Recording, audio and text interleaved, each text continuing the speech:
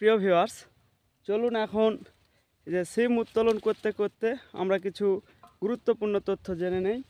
আমরা এখন যেটি জানব সেটি হচ্ছে জাতিসংঘের যে সকল মহাসচিবগণ বাংলাদেশে এসেছে তারা তাদের নাম, তারা কত সালে এসেছে এবং তারা কোন দেশের নাগরিক সেই সম্পর্কে আমরা জেনে নিই।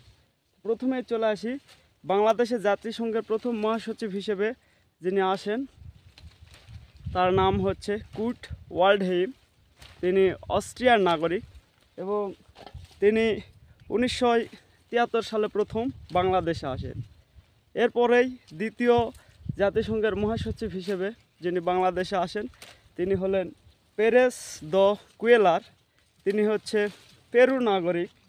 তিনি আসেন বাংলাদেশে 1989 সালে।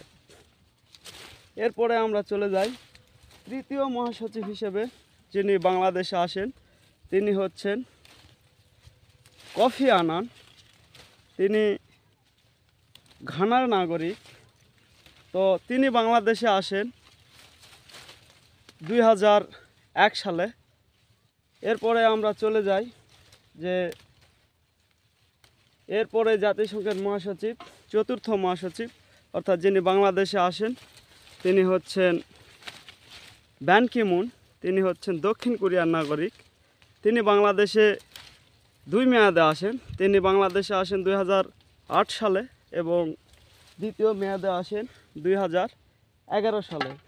এরপরে আমরা চলে যাই সর্বশেষ যিনি আসেন বাংলাদেশে তিনি হচ্ছেন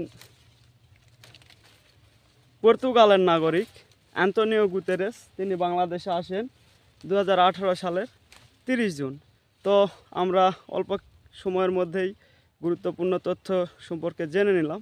তো এই ভিডিওগুলি যদি আপনাদের ভালো লাগে আপনারা ফলো অথবা সাবস্ক্রাইব করে সাথে থাকবেন এবং ভিডিওগুলি বেশি বেশি শেয়ার করবেন। আপনাদের সকলকে ধন্যবাদ জানিয়ে শেষ করছি। ধন্যবাদ সকলকে।